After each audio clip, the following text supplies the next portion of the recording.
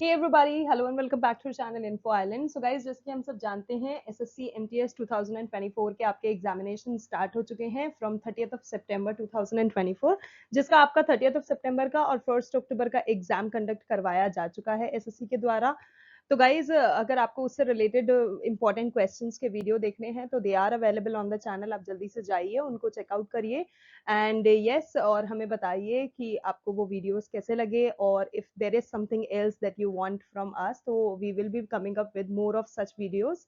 सो guys आज के इस वीडियो में हम क्या डिस्कस करेंगे, अभी तक आपकी जितनी भी शिफ्टों के एग्जाम हो चुके हैं उसमें जितने भी इंपॉर्टेंट क्वेश्चंस पूछे गए हैं उसके बेसिस पर अब आपकी जो अपकमिंग शिफ्ट्स हैं उनके लिए कुछ इंपॉर्टेंट क्वेश्चंस हम डिस्कस करेंगे, जिससे कि क्या होगा, आपको बेसिकली आपको किस तरह का इस बार एसएससी एमटीएस का जो डिफिकल्टी लेवल है एग्जाम का वो पता पड़ेगा, आपको किस तरह का पैटर्न आ रहा है, किस तरह का ट्रेंड आ रहा है, किस तरह से आपको प्रिपेयर करना है आगे आने वाली शिफ्टों के लिए वो पता चलेगा।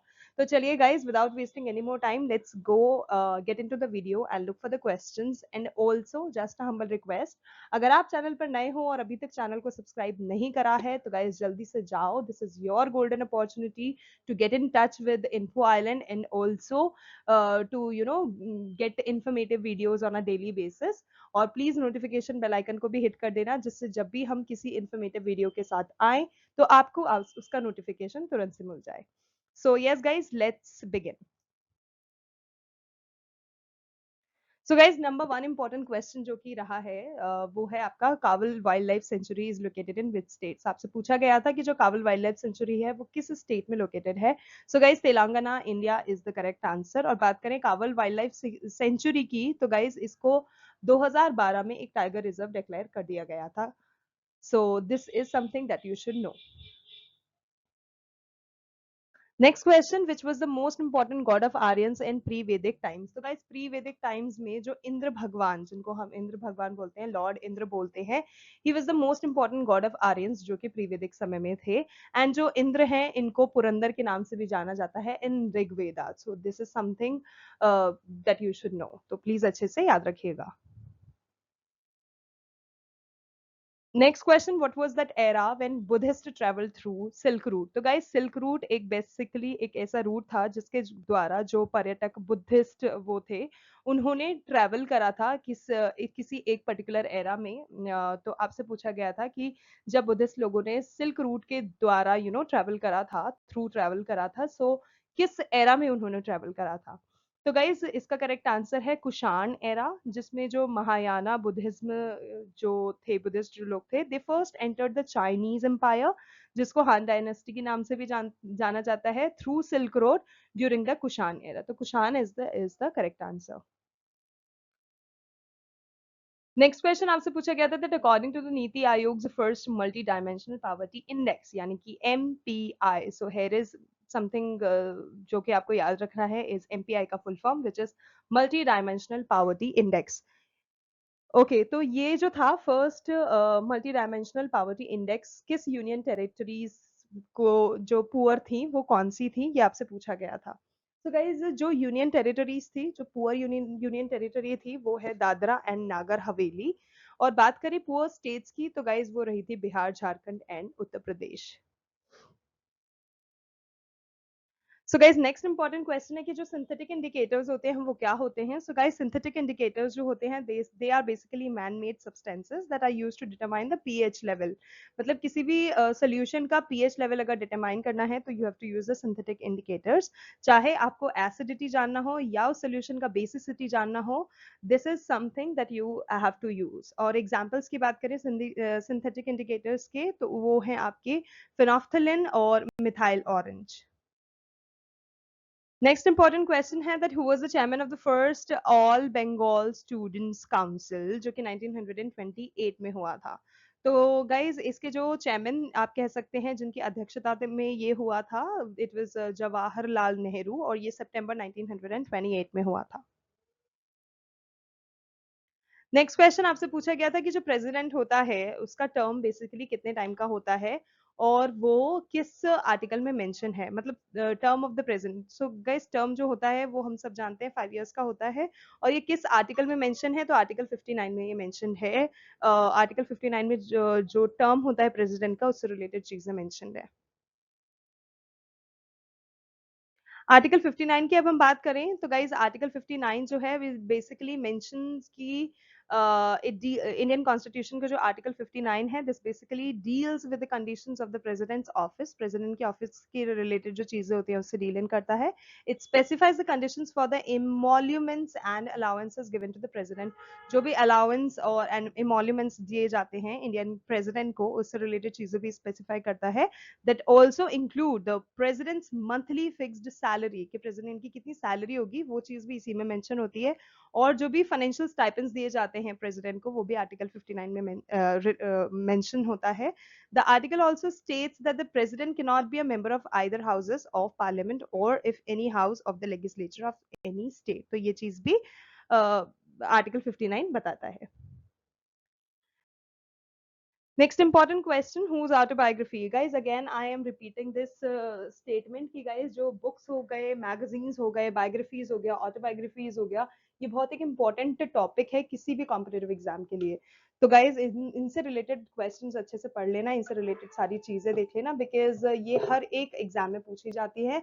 एंड इससे related अगर आपको जैसे authors हुआ, books हुआ, उनके नाम हुए या फेमस लिस्ट ऑफ पीपल हुए जिनके निकनेम्स क्या होते हैं, इनसे रिलेटेड भी वीडियोस चाहिए तो they are also available on the channel. आप जाएं, चैनल को सर्फ करें और उन वीडियोस को देखें, आपकी काफी ज्यादा हेल्प हो जाएगी. So coming back to the question, जो the substance and the shadow जो ऑटोबायोग्राफी है वो दिलीप कुमार जी की है. So Dilip Kumar is the correct answer. Next we have Article 51H is related to what? So guys Article 51H की 51A की हम बात करें. So guys 51A के साथ साथ H भी आपको ध्यान रखना है. Do not get confused, okay? 51A subsection H. तो जो H होता है that is to develop the scientific temper, humanism and the spirit of inquiry and reform. और just in case अगर आपसे G पूछ लिया जाता है तो guys आपको G भी पता होना चाहिए. 51A subsection G is related to protect and improve the natural environment, including forests, lakes, rivers, and wildlife, and to have compassion for living creatures.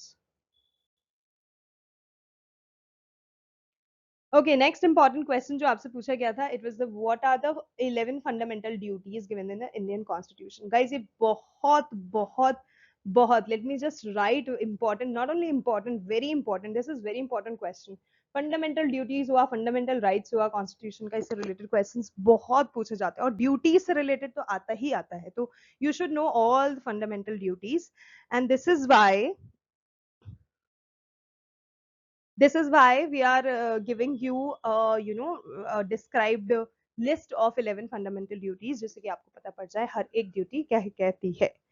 So starting with number 1. So guys जो first fundamental duty है वो है abide by the Indian Constitution. हर एक Indian citizen को Indian Constitution की respect करना है, abide करना है, जो rules and regulations दिए हैं उनको follow करना है और जो भी idols और institutions हैं उनको respect करना है, चाहे वो national flag हो, national anthem हो, be it any national thing, आपको उस चीज का respect करना है. So that's number 1.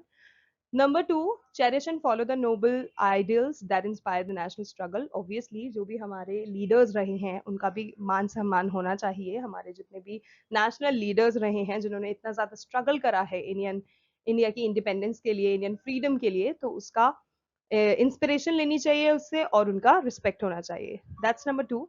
Number 3, uphold and protect the sovereignty, unity, and integrity of India. Number 4, defend the country and render national service when called upon to do so. Number 5, promote harmony and the spirit of common brotherhood. Okay, भाईचारा वाली जो चीज होती है amongst all the people of India, चाहे religious कोई सा भी मतलब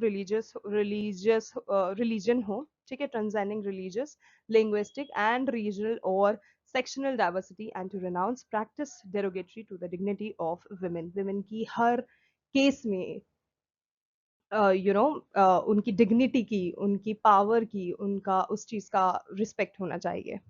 Number 6, value and preserve the rich heritage of the country's composite culture. Number 7, protect and improve the natural environment, चाहे कोई forest हो, lake हो, river हो, wildlife हो, centuries हो, whatever it is, living creatures, non-living creatures, anything that is related, उन सब का हमें प्रोटेक्ट करना चाहिए एंड नेचुरल एनवायरनमेंट को इम्प्रूव करना चाहिए, उससे रिलेटेड मेजर्स करने चाहिए, स्टेप्स लेने चाहिए. Next, develop scientific temper, humanism, and the spirit of inquiry and reform. Number 9, safeguard public property and to abjure violence. Number 10, strive towards excellence in all spheres of individual and collective activities so that the nation constantly rises to higher levels of endeavor and achievement. Number 11, provide opportunities for education to child or ward between the age of 6 and 14. जो भी 6 से 14 साल के बच्चे होते हैं जो कि अक्सर चाइल्ड लेबर वगैरह में लगा दिए जाते हैं, बट उस चीज़ को हटाना चाहिए, ठीक है? उस चीज़ के लिए मेजर्स लेने चाहिए कि ऐसा कुछ नहीं हो, और जो 6 से 14 साल के बच्चे हैं उनके लिए मैंडेट कर देना चाहिए education, how important education is for them, तो उनके लिए अपॉर्चुनिटीज़ प्रोवाइड करानी चाहिए। और ये जो ड्यूटी थी, this was added by the 86th Constitutional Amendment Act 2002, तो ये भी आपको याद रखना है।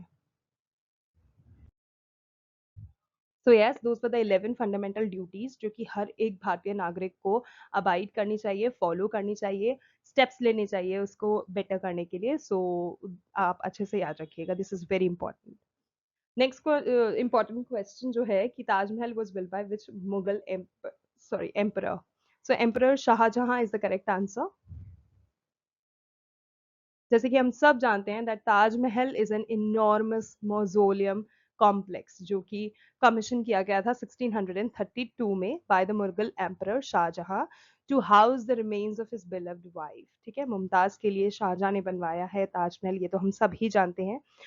And yes, constructed over a 20-year period with the southern bank of the Yamuna River. कहाँ located है? It is located in the southern bank of the Yamuna River. Agra में ये located है। The famed complex is one of the most outstanding example of Mughal architecture, which combine Indian, Persian and Islamic influences. ठीक है, ये तीनों ही religion की बातें आप उसमें देख सकते हैं। And also guys, one important thing, अगर आपने अभी तक please ताजमहल नहीं देखा है तो जाके देखो before उसका color जो है fade होने लगे, because if you guys, I'm not sure if you guys know or know, uh, जो उस मार्बल का जो एकदम वाइट, एकदम शाइनिंग वाइट ब्राइट जो मार्बल लगाया गया था जब ताजमहल को बनाया गया था, now because of the presence of pollution, इतने ज्यादा पोल्यूशन के कारण ना it is turning bit of yellowish and greenish in colour. So before it fades, जो उसकी ब्राइटनेस है वो चली जाए, क्योंकि जो इतना ज्यादा ग्लोबल वार्मिंग के कारण इतनी सारी खराब खराब चीजें हो रही हैं हमारे नेचर में, उसके कारण उसमें हल्का हल्का क्रैक्स भी देखने को मिल रहा है as news was telling, and also उसका कलर भी चेंज हो रहा है। So before it get bads and turns shape, please आप उसको जाके उसका दीदार कर लीजिए। And yeah that's it. Okay, again, important thing related to Taj Mahal is कि it was built of shimmering white marble that I just told you that seems to change color depending on the daylight. And yes, उसमें इस तरह से कभी colour लगाया गया था जो कि डे लाइट चेंज होता है तो उसके हिसाब से आपको चेंज लगता है। And designed a UNESCO, okay, designated a UNESCO world और यूनेस्को वर्ल्ड हेरिटेज साइट में भी उसका नाम जोड़ दिया गया था in the year 1983। And guys, UNESCO से मुझे याद आता है, यूनेस्को से रिलेटेड यूनेस्को की जो वर्ल्ड हेरिटेज साइट्स हैं उनमें कौन कौन सी ऐसी जगह हैं जिनको ये टैग मिला है, उसका भी वीडियो अवेलेबल है चैनल पे, आप देख लीजिएगा।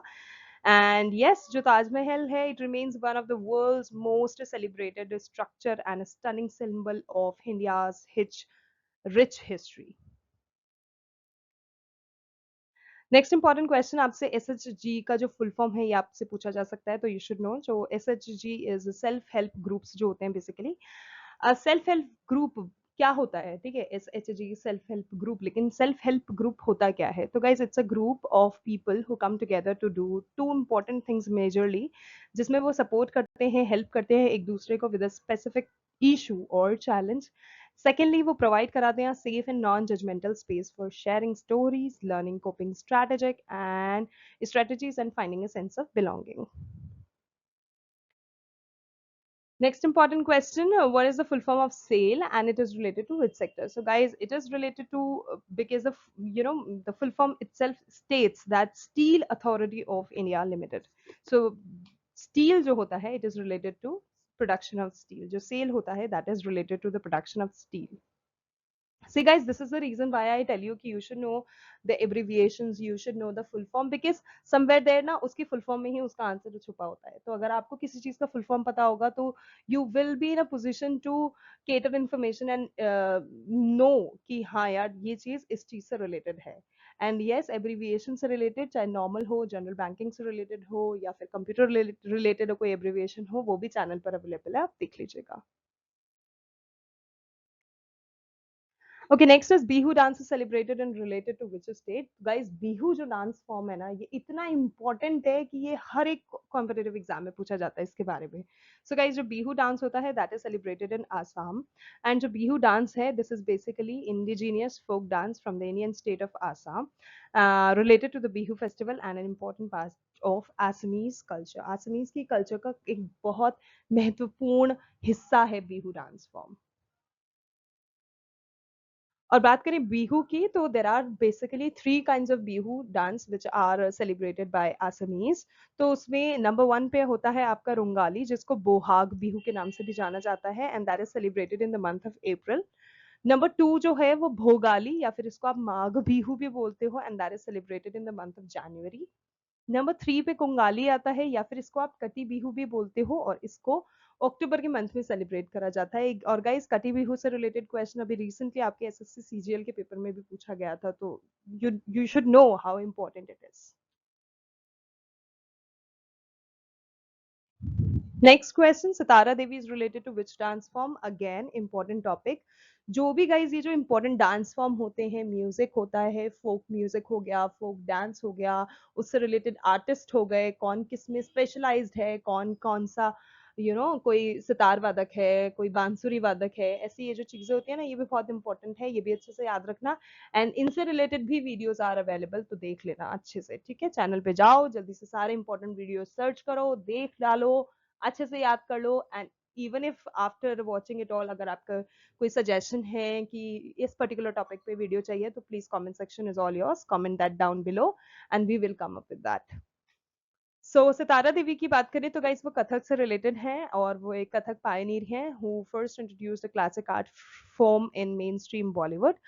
Her performances across the globe contributed to turning Kathak into a respectable dance form and brought it in a global recognition. Other related जो आर्टिस्ट हैं कथक से, वो भी आपको पता होनी चाहिए. उनके नाम कुछ इस प्रकार हैं, आप यहाँ पर पढ़ सकते हैं, दे आर वेरी इंपॉर्टेंट. जैसे कि बिरजू महाराज हो गए, गोपी किशन हो गए, शंभू महाराज हो गए, प्रेरणा श्रीमाली, सुनैना हजारीलाल, कुमुदिनी लखिया एंड शोभना नारायण. ये कुछ ऐसे दिग्गज कलाकार हैं जो कि जब भी कथक का नाम आता है तो इनका नाम सामने आता है. तो आपको ये चीज याद रखनी है और इनके नाम अच्छे से याद रखने हैं, जिससे कि अगर इनके बारे में अगर आपसे पूछा जाए कि भाई for example Shobhana Narayan is related to which dance form, तो आपको पता होना चाहिए that she is related to Kathak. Okay, next important question, where was कारिस 2023 तेलंगाना ऑर्गेनाइज्ड. तो गाइज, ये जो 2023 की जो हैदराबाद ई प्रिक्स, जिसको जो कि जो जानी जाती है for sponsorships reason as a 2023 Greenko Hyderabad E Prix, ये जो थी it was a formula E event जो कि हैदराबाद स्ट्रीट सर्किट में हुआ था in the city of Hyderabad Telangana, India. और अगर आपसे पूछा जाता है कब हुआ था, तो गाइज 11th of February 2023 को इसको सेलिब्रेट किया गया था as the fourth round of the 2022-23 formula E world championship. This was the inaugural running of a Formula E event at the track, as well as the first time that an E-Prix was held in India. मतलब जो ये car race 2023 हुआ था हैदराबाद तेलंगाना में, this was the first time कि भारत में E-Prix देखने को मिला था. It was also the first motorsport event hosted by the country as a part of FIA sanctioned World Championship since the 2013 Indian Grand Prix, which was almost a decade prior. Now this is 2024 coming to an end. तो ये जो चीज थी, ये पहली ऐसी कोई चीज थी जो कि इंडिया में देखी गई थी. तो yes, that is what it is. Okay, next question, when did आरोग्य मिशन केम इनटू एग्जिस्टेंस. तो गाइज, आरोग्य मिशन की अगर हम बात करें तो इसको सितंबर 2018 में लॉन्च करा गया था. By whom? By the ministry of health and family welfare, तो आपको मिनिस्ट्री भी याद रखनी है किसके द्वारा इसको लॉन्च किया गया था. That ministry later establish the national health authority as an organisation to administer the programme. It is a centrally sponsored scheme and is jointly funded by both, जिसमें यूनियन गवर्नमेंट और state government they both come together and do the funding. Next question, what are the biological names of the following. तो guys इसमें आपको तीन चीजों के biological name देख लेना है. प्रोटीन का होता है ट्रिप्सिन, फैट का होता है लाइपेज एंड कार्बोहाइड्रेट का होता है amylase. That's it guys, those were the very important GKGS questions. I hope आपको अच्छे लगे, informative लगे, and if yes then don't forget to like, share and subscribe to our channel Info Island, because we do come up with such videos daily, almost daily on our channel. And आज के लिए बस इतना ही. Thank you so much for watching, thank you so much for your time. We will see you in our next video. Until then, much love and all the very best to all the candidates.